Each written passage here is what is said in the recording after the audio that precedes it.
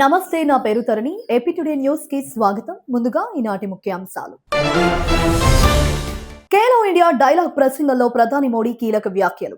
Olympics లోని సగం విభాగాల్లో భారత్ నుంచి ప్రాతినిధ్యమే లేదని ఆవేదన. 265 మంది ఎమ్మెల్యేల కోసం శాసనసభ, 110 మంది ఎమ్మెల్సీలకు వీలుగా శాసన మండలి.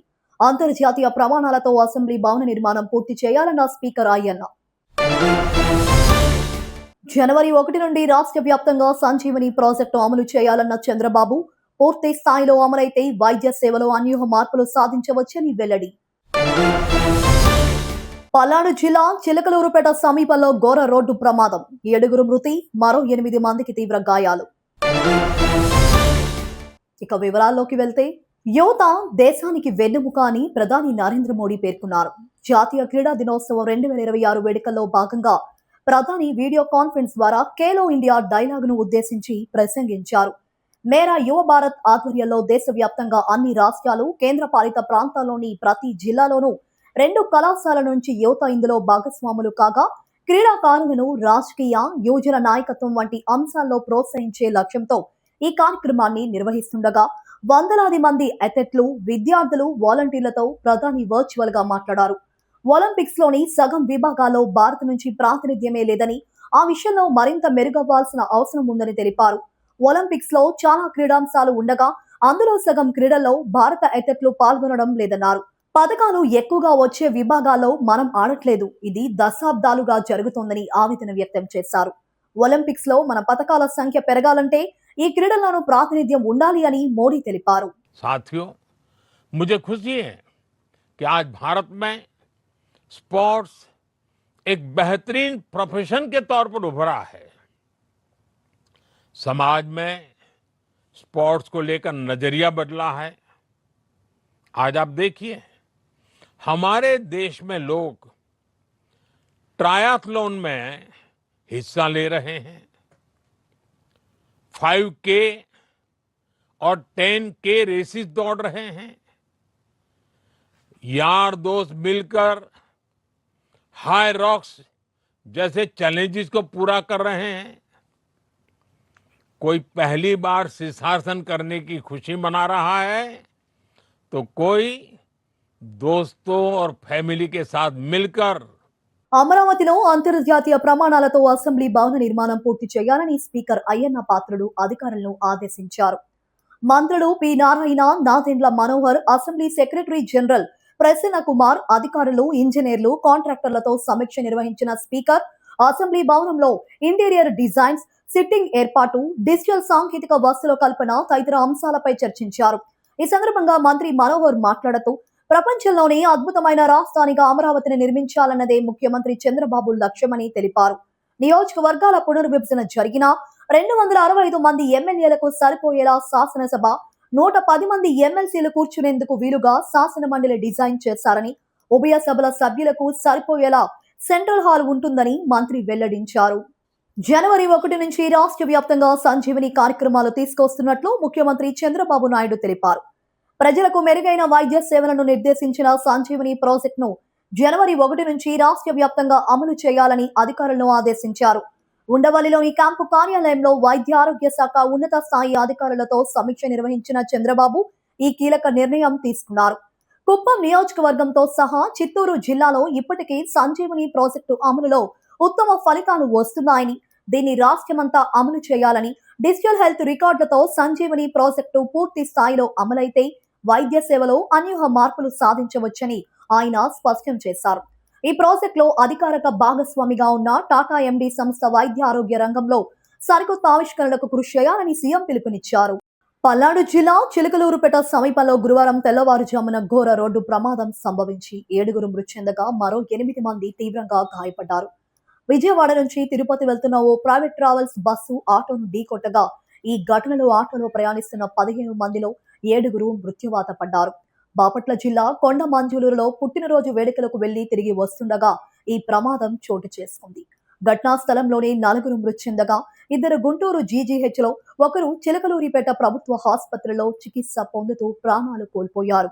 చిలకలూరిపేట రోడ్డు ప్రమాదంపై ముఖ్యమంత్రి చంద్రబాబు, ఉప ముఖ్యమంత్రి పవన్ కళ్యాణ్, మంత్రి నారా లోకేష్, టీడీపీ రాష్ట్ర అధ్యక్షుడు పల్లా శ్రీనివాసరావు, చిలకలూరిపేట ఎమ్మెల్యే ప్రత్తిపాటి పుల్లారావు తీవ్ర దిగ్భ్రాంతి వ్యక్తం చేశారు. గాయపడిన వారికి మెరుగైన వైద్యం అందించాలని, క్షతగాత్రుల ఆరోగ్య పరిస్థితిని ఎప్పటికప్పుడు పర్యవేక్షించాలని అధికారులకు సీఎం సూచించారు. మృతుల కుటుంబాలకు గాయపడిన వారికి ప్రభుత్వం అండగా ఉంటుందని భరోసా ఇచ్చారు. నేపాల్లో వరదల నేపథ్యంలో అక్కడ చిక్కుకున్న ఆంధ్రప్రదేశ్ వాసుల కోసం వారిని సురక్షిత ప్రాంతాలకు తరలించేందుకు చర్యలు తీసుకోవాలని రాష్ట్ర ముఖ్యమంత్రి చంద్రబాబు నాయుడు అధికారులను ఆదేశించారు. దీనికి సంబంధించి ఇప్పటికే అన్ని రాష్ట్రాలకు సంబంధించి ఢిల్లీలో కంట్రోల్ రూమ్ ఏర్పాటు చేశారు. నేపాల్లో ఏపీకి చెందిన ఎవరైనా విపత్తులో చిక్కుకున్నారా అనే దానిపై ప్రభుత్వం సమాచారం సేకరిస్తుంది. కేంద్ర ప్రభుత్వంతో సమన్వయం చేసుకుంటూ బాధిత యాత్రికులకు అవసరమైన సహాయాన్ని అందించాలని ముఖ్యమంత్రి సూచించారు. ఢిల్లీలోని ఏపీ భవన్లో ప్రత్యేకంగా కంట్రోల్ రూమ్ ఏర్పాటు చేసి పరిస్థితిని పర్యవేక్షిస్తున్నారు. ఆర్టీజీ ద్వారా కూడా నిరంతర పర్యవేక్షణ కొనసాగిస్తున్నారు. నేపాల్లోని ఏపీ వాసులకు అవసరమైన సహకారం అందించాలని సీఎం అధికారులకు ఆదేశించారు. దీనికి సంబంధించిన ఏపీ భవన్ కంట్రోల్ రూమ్ 0112340406 0112338708 నెంబర్లతో పాటు వాట్సాప్ నెంబర్ 9059824101 అనే నెంబర్లో సంప్రదించవచ్చని తెలిపారు. రైతులకు వినియోగదారుల అవసరాలకు అనుగుణంగా ఆధునిక హంగులతో మంగళగిరిలో మోడల్ రైతు బజారు ఏర్పాటుకు మంత్రి నారా లోకేష్ గురువారం శంకుస్థాపన చేశారు. నిడమరూరు రైల్వే గేట్ సమీపంలో అరబిందో ఫార్మర్ ట్రస్ట్ సిఎస్ఆర్ నిధులు 18 కోట్లతో 5.90 ఎకరాల్లో రీటైల్, హోల్సేల్ కూరగాయల మార్కెట్ నిర్మాణానికి ఆయన భూమి పూజ చేశారు. మొత్తం 71,925 చదరపు అడుగుల విస్తీర్ణంలో నిర్మించే ఈ మార్కెట్లో 102 కూరగాయల స్టాళ్లు, పండ్లు, పూల విక్రయాలకు 54 స్టాళ్లు, ఇతర వస్తువులకు 60 షాపులు రానున్నాయి. హోల్సేల్ మార్కెట్లో 18 ఆన్ లోడింగ్ ప్లాట్ఫామ్లు, 23 కూరగాయల షాపులతో పాటు cold storage, vegetable wash area, canteen, మరుగుదొడ్లు, పార్కింగ్ వంటి సదుపాయాలు అందుబాటులోకి రానున్నాయి. రైతులు తమ ఉత్పత్తులను సులభంగా విక్రయించుకునేలా, వినియోగదారులకు నాణ్యమైన కూరగాయలు, పండ్లు అందుబాటులో ఉండేలా మార్కెట్ ను తీర్చిదిద్దనున్నారు. సరుకుల రవాణా వాహనాలతో పాటు 2 వీలర్, 4 వీలర్లకు ప్రత్యేక పార్కింగ్ సౌకర్యం కల్పించనున్నారు. విశాఖలో నిర్వహించిన రేవ్ పార్టీలో టీఎన్ఎస్ఎఫ్ నేతల మధ్య రచ్చ చోటు చేసుకుంది. స్థానిక రిసార్ట్ లో జబర్దస్త్ నటి అను బర్త్డే పార్టీ ఏర్పాటు చేయగా ఆ పార్టీకి టీఎన్ఎస్ఎఫ్ నేతలు హాజరు కావడం చర్చనీయాంశంగా మారింది. మరోవైపు పార్టీలో 11 మంది అమ్మాయిలు, 30 మంది టీఎన్ఎస్ఎఫ్ నేతలు పాల్గొన్నట్లు సమాచారం. ఈ నేపథ్యంలో పార్టీ మధ్యలో అమ్మాయిల కోసం ఘర్షణ చెలరేగి 2 వర్గాలుగా విడిపోయిన టీఎన్ఎస్ఎఫ్ నేతలు కొట్టుకున్నట్లు తెలిసింది. ఈ ఘర్షణను వెంకట దినేష్ అనే టీఎన్ఎస్ఎఫ్ నేతను చరణ్ తేజ్ అని మరో కార్యకర్త కత్తితో పొడిచినట్లు సమాచారం. బాధితుడు నగరంలోని విమ్స్ ఆసుపత్రిలో చికిత్స పొందుతున్నారు. మరోవైపు రేవ్ పార్టీపై అనేక అనుమానాలు వినిపిస్తున్నాయి. ఈ పార్టీలో డ్రగ్స్ వినియోగించారా లేదా అనే కోణంలో పోలీసులు దర్యాప్తు చేపట్టారు. ఆనందపురం పోలీసులు కేసు నమోదు చేసి దర్యాప్తు చేస్తున్నారు.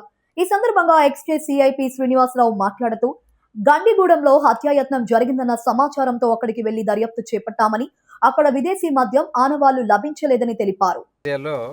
హ్యాపీ రిసార్ట్స్ అనే ఒక గెస్ట్ హౌస్ దగ్గర పార్టీ జరిగింది, బర్త్డే పార్టీ జరిగింది. అక్కడ గొడవలు జరిగాయి, అటెంప్ట్ మర్డర్ కూడా జరిగింది అని తెలిసింది. దానిలో విదేశీ మద్యం కూడా వాడారు, ఫారెన్ లిక్కర్ కూడా వాడారు అన్నది ఇన్ఫర్మేషన్ వచ్చింది. దానిలో ఫారెన్ లిక్కర్ ఏంటి ఏమైనా ఉందా ఏదన్నది మేము వెరిఫై చేసాం, సెట్ చేసాము. మాకు అలాంటివి అందుబాటులో దొరకలేదు. అయితే ఈ విషయం మీద మరి లాండ్ ఆర్డర్ ఆనందపురం పిఎస్ వారు ఎఫ్ఐఆర్ వేశారు. దానిలో భాగంగా మాకు సంబంధించి మేము కూడా దీని మీద దర్యాప్తు చేస్తున్నాం. ఈ కేసుకు సంబంధించిన ఏదైనా ఫర్దర్గా ప్రస్తుతం అయితే ఎటువంటి ఇది దొరకలేదు. మిగతా ఫర్దర్గా ఏదైనా ఉంటే మీకు తెలియపరుస్తాం. విదేశీ మద్యం అలాంటివి ఏమీ లేవండి. ఇవన్నీ అంటే తాళవేసి ఉంది కదా సార్, ఎలా? మేము నిన్నే మా ఎస్ఐ గారు మా టీము వెరిఫై చేసాం. మా వరకు మాకైతే అలాంటి ఏంటి విదేశీ మద్యం బాటిల్ కానీ అవేమి సెక్యూర్ అవ్వలేదు. మాకు నిన్న ఆఫ్టర్నూన్ సమాచారం వచ్చింది. దాని మీద మేము వచ్చాము. ఇక్కడికి వచ్చి దీని మీద వెరిఫై చేయడం జరిగింది. మధ్యాహ్నం 4 గంటల టైంలో.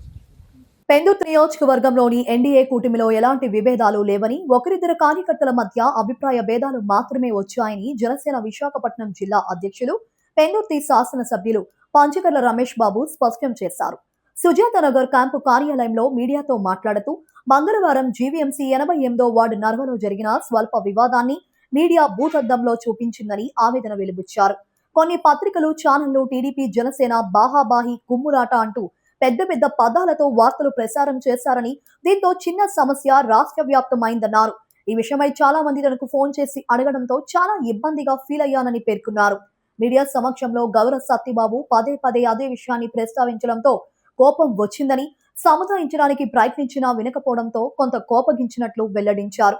ఈ వివాదంపై తెలుగుదేశం పార్టీ నియోజకవర్గ ఇన్ఛార్జ్ గండి బాబ్జీకి ఫోన్ ద్వారా వివరించానని, ఆయన కూడా ఇలాంటి సమస్యలు పునరావృతం కాకుండా చర్యలు తీసుకుంటామని హామీ ఇచ్చినట్లు రమేష్ బాబు తెలియజేశారు. మీడియా మిత్రులు కూడా ఉన్నారు కాబట్టి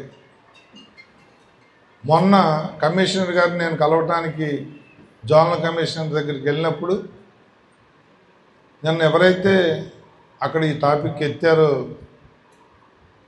సత్యబాబు, గవర్ సత్యబాబు అనే ఆయన, మన అధ్యక్షుడు శ్రీకాంత్ ఇద్దరు అక్కడికి వచ్చి నాకు చెప్తే నేను చాలా సీరియస్గా అంతకుముందే మా అన్నకి చెప్పా, మా వెంకటేశ్వర అన్న, అరే ఈ సీనుకి కొద్దిగా మందలించు, పేర్లు ఎత్తి మరి ప్రెస్ మీట్లు పెడుతున్నాడు, అది తప్పు అని చెప్పాను. నువ్వు కూడా చెప్పు అంటే నేను సీనుకు కూడా చెప్పాను, సీను ఇది కరెక్ట్ కాదంటే ఆయన కూడా లేదన్నా ఇంకా నేను ఆ పొరపాటు చేయను అన్నాడు. వాళ్ళు వచ్చినప్పుడు కూడా చెప్పాను నేను, బాయ్ ఇంకోసారి అలా చేస్తే ఊరుకునే ప్రసక్తి లేదు, అతని మీద యాక్షన్ కూడా తీసుకుంటాను, చెప్పాల్సిందంత చెప్పానని చెప్పిన తర్వాత మరి నిన్న పబ్లిక్లో ఆ విషయం ఎత్తటం అనేది నేను అక్కడికే అన్నాను, మీడియా ఉంది, నువ్వు ఇక్కడ ఏది అడిగినా వాళ్ళు షూట్ చేస్తారు, ఇది కరెక్ట్ వేదిక కాదు, నేను నిన్నే నీకు చెప్పాను అంటే లేదు నాకు ఇక్కడే తేలిపోవాలని చెప్పి పట్టుబట్టడం, మరి నేను కోపగించుకోవటం, అదంతా ఈరోజు నిన్న ఇవాళ మీడియాలో గర్రా రాష్ట్ర వ్యాప్తంగా తిరుగుతా ఉంది. విశాఖపట్నం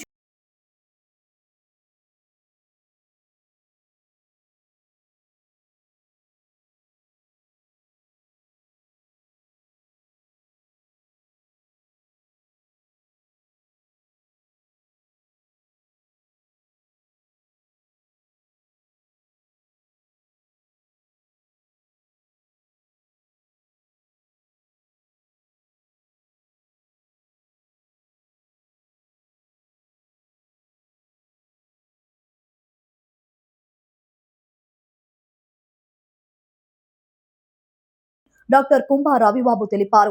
గతంలో ఈ గురుకులంలో చదువుకున్న అనేక మంది విద్యార్థులు, డాక్టర్లు, ఇంజనీర్లు తదితర ఉన్నత స్థాయిలకు ఎదిగారని పేర్కొన్నారు. మారికవలస బాయ్స్ గురుకులం సెంటర్ ఆఫ్ ఎక్సలెన్స్ అని తీసుకురావాలని ఈ ప్రభుత్వం ఒక నిర్ణయం తీసుకుని ట్రైబల్ వెల్ఫేర్కి సంబంధించినటువంటి మారికవలస గురుకులాన్ని కంప్లీట్గా ఎత్తివేసి ఇక్కడ ఆ ఎక్సలెన్స్ ఇన్స్టిట్యూట్ని పెట్టాలన్నటువంటి ఆలోచన దుర్మార్గమైనటువంటి ఆలోచన. సెంటర్ ఆఫ్ ఎక్సలెన్స్ అన్ని మేము స్వాగతిస్తున్నాం, దానికి మేము వ్యతిరేకం కాదు. కానీ ఈ గురుకులాల్లో ఉన్నటువంటి 480 మంది ట్రైబల్ స్టూడెంట్స్ని వేరే ప్రాంతాలకి తరలించి ఇక్కడ ఇన్స్టిట్యూట్ పెట్టాలనేది మంచి ఆలోచన కాదు. ఈ విషయాన్ని రాష్ట్రంలో ఉన్నటువంటి ట్రైబల్ వెల్ఫేర్ ఆఫీసర్లందరికీ కూడా చెప్పాను నేను, ఈ ప్రయత్నాన్ని విరమించండి. మీరు గనక సెంటర్ ఆఫ్ ఎక్సలెన్స్ పెట్టాలనుకున్నట్లయితే వేరే బిల్డింగ్ తీసుకోండి. మీరు అవసరమైతే 2-3 లక్షలు పెడితే ఒక బ్రహ్మాండమైనటువంటి బిల్డింగులు విశాఖపట్నంలో వస్తాయి. అంతేగాని విశాఖపట్నం మారుమూల ప్రాంతాల్లో ఉన్నటువంటి ఆదివాసీ బిడ్డలు మారికవలస గురుకులంలో చదవాలనేది వాళ్ళ డ్రీమ్. ఎందుకంటే గడిచిన 10-15 సంవత్సరాల్లో ఇక్కడ చదువుకున్నటువంటి విద్యార్థులు చాలామంది డాక్టర్లు అయ్యారు, ఇంజనీర్లు అయ్యారు, గ్రూప్ 1 ఆఫీసర్లు అయ్యారు. మంచి ఉన్నత స్థాయిలో చేరుకున్నటువంటి విద్యార్థులు కూడా చాలామంది ఉన్నారు. జీవితంలో బ్రహ్మాండంగా స్థిరపడినటువంటి వ్యక్తులు కూడా చాలామంది ఉన్నారు. బెస్ట్ ఇన్స్టిట్యూట్ ఇది. ఈ 3 జిల్లాల్లో ఉన్నటువంటి ఆదివాసీ బిడ్డలు ఇక్కడ సీటు కావాలి, ఇక్కడ చదువుకోవాలని ఎంతో తాపత్రయపడుతున్నారు. Excellent environment, excellent academic environment ఇక్కడ ఉంటుంది. అలాంటి ఇన్స్టిట్యూట్ని ఎత్తివేసి ఇవాళ ఈ పిల్లలందరినీ కూడా అనాథలు చేసే దౌర్భాగ్యమైనటువంటి పరిస్థితి రాష్ట్ర ప్రభుత్వానికి వచ్చింది. ఇవాళ 2 రోజుల క్రితం పేరెంట్స్ మీటింగ్ పెడితే నేను కూడా వచ్చాను. పిల్లల యొక్క అభిప్రాయాలు ఎలా ఉన్నాయి, పేరెంట్స్ అభిప్రాయాలు ఎలా ఉన్నాయని తెలుసుకుందామని వచ్చాను. యునానిమస్గా అందరూ కూడా ఇన్స్టిట్యూట్ని ఎత్తివేయడానికి వెళ్ళలేదు. ఇంత మంచి ఇన్స్టిట్యూట్లో మేము ఇక్కడే చదువుకుంటామని ఏకాభిప్రాయంతో ప్రభుత్వానికి రిప్రజెంటేషన్ కూడా చేశాను. అయినా కూడా రాత్రి 12 గంటల నుంచి 3 గంటల దాకా పేరెంట్స్ అందరికీ ఫోన్ చేసి అర్ధరాత్రి రమ్మని మీ ఆప్షన్ ఇవ్వండి, ఈ గురుకులాన్ని మూసివేస్తున్నాం, వేరే చోటకి తరలిస్తాం మిమ్మల్ని పేరెంట్స్ని భయభ్రాంతులు చేశారు. అర్ధరాత్రి ఫోన్లు చేసి డైరెక్ట్గా పిఓ గారి సమక్షంలో ఇక్కడి నుంచే జరిగింది. అది రాష్ట్ర చరిత్రలో ఎప్పుడు జరగలేదు ఇలాంటి దురదృష్టమైన సంఘటన. అర్ధరాత్రి పేరెంట్స్కి ఫోన్ చేసి ఈ ఇన్స్టిట్యూట్ని మూసేస్తున్నాం, మీ పిల్లల్ని దిక్కున్నొచ్చిపాటు చెప్పుకోండి అని మాట్లాడటం అనేది ఇంతకన్నా దౌర్భాగ్యమైనటువంటి సంఘటన ఉమ్మడి ఆంధ్రప్రదేశ్ రాష్ట్ర చరిత్రలో కూడా ఎప్పుడు జరగలేదు.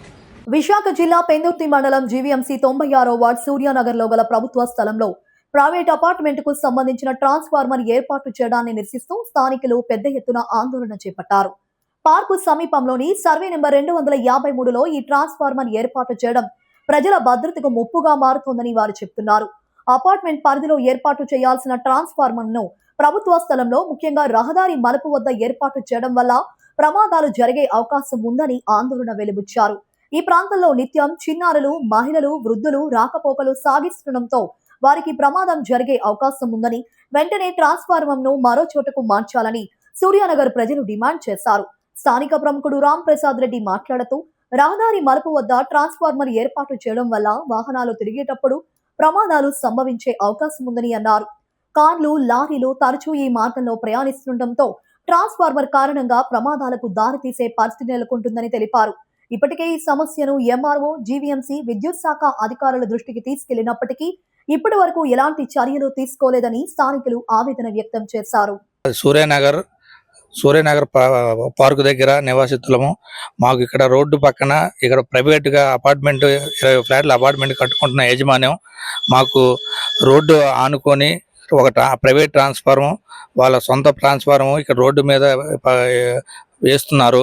ఇది ఎలక్ట్రికల్ డిపార్ట్మెంట్ వాళ్ళు కలిసి ఇక్కడ వేస్తున్నారు. మేము స్థానికులుగా మా రాకపోకలు జరుగుతున్న మధ్యలో పిల్లలు, వృద్ధులు మేమందరం ఇక్కడ వచ్చే దానిలో ఇబ్బంది కలుగుతుందని మేము ఇది చేయాల్సిందిగా ఎంఆర్ఓ గారికి, ఇది గవర్నమెంట్ స్థలం, రోడ్డు పక్కన గవర్నమెంట్ తాలూకా రోడ్డు, ఈ రోడ్డు మా సొంత జాగా అని చెప్పి మాకు వాళ్ళు చెప్తున్నారు. ఎలక్ట్రికల్ డిపార్ట్మెంట్ కూడా ఒక అప్లికేషన్ ఇచ్చాము, జీవీఎంసీకి కూడా ఒక అప్లికేషన్ సచివాలయంలో ఇచ్చాము, ఎంఆర్ ఆఫీస్లో కూడా మాకు సాల్వ్ చేయమని చెప్పి ఒక అప్లికేషన్ ఇచ్చాము మేము. వాళ్ళు రేపు వాళ్ళు చేస్తామని చెప్పారు. ఇప్పుడు మేము మీడియా ముఖంగా కూడా మీడియాని పిలిచి ఈరోజు మా యొక్క ప్రాబ్లంని మీడియాకి చెప్పి క్లియర్ చేయమనవలసిందిగా కోరుచున్నామని చెప్పాము. పబ్లిక్ ప్లేస్ లో వేస్తున్నారు, అది అపార్ట్మెంట్ కి వేస్తున్నారా పబ్లిక్ సార్ అపార్ట్మెంట్ 20 ఫ్లాట్ల తాలూకా అపార్ట్మెంట్ కి వేస్తున్న ట్రాన్స్ఫార్మర్ రోడ్డు మీద వేస్తున్నారు. మేము అడిగామండి, ఈ రోడ్డు మీద అంటే లేదు మా సొంత జాగా, అది మేమే మీ రోడ్డుకు కూడా మేమే జాగా ఇచ్చామని చెప్పి ఆవిడ మిగిలి మాతో గొడవ పడుతున్నారు. మేము అడుగుతుంటే ఆవిడ మీ రోడ్డుకు కూడా మా జాగాను, రోడ్లో సీసీ రోడ్ వేసిన జాగా కూడా మాదేనని చెప్పి ఆవిడ అపార్ట్మెంట్ తాలూకా యజమాని వచ్చేసి మమ్మల్ని గొడవ భయపంతులు చేస్తున్నారు. ఇది పంచాయతీ అప్రూవల్ లేవుట్ అండి. పంచాయతీ అప్రూవల్ సార్, ఇది ఎలా ప్లాన్ ఇచ్చారో కూడా తెలియదు. అప్రోచ్ రోడ్డు కూడా ఎలాగ ఇచ్చారో, ఎలా ప్లాన్ తెచ్చుకున్నారో కూడా మాకు తెలియదండి. మేము అది కూడా జీవీఎంసీ కూడా అడిగాము, అప్లికేషన్ పెట్టి దీనికి ఎలా అప్రూవల్ ఇచ్చారండి, ఎలా ప్లాన్ ఇచ్చారు, ఏ రోడ్డు చూపించారు. యాక్చువల్ అయితే 20 అడుగుల రోడ్ అండి. వార్తలు ముగించే ముందు ఈనాటి ముఖ్యాంశాలు మరోసారి. ఖేలో ఇండియా డైలాగ్ ప్రసంగంలో ప్రధాని మోడీ కీలక వ్యాఖ్యలు. ఒలింపిక్స్ లోని సగం విభాగాల్లో భారత్ నుంచి ప్రాతినిధ్యమే లేదని ఆవేదన. 265 మంది ఎమ్మెల్యేల కోసం శాసనసభ, 110 మంది ఎమ్మెల్సీలకు వీలుగా శాసన మండలి. అంతర్జాతీయ ప్రమాణాలతో అసెంబ్లీ భవన నిర్మాణం పూర్తి చేయాలన్న స్పీకర్ అయ్యన్న. జనవరి 1 నుండి రాష్ట్ర వ్యాప్తంగా సంజీవని ప్రాజెక్టు అమలు చేయాలన్న చంద్రబాబు. పూర్తి స్థాయిలో అమలైతే వైద్య సేవలో అన్యూహ మార్పులు సాధించవచ్చని వెల్లడి. పల్నాడు జిల్లా చిలకలూరుపేట సమీపంలో ఘోర రోడ్డు ప్రమాదం, 7 మృతి, మరో 8 మందికి తీవ్ర గాయాలు.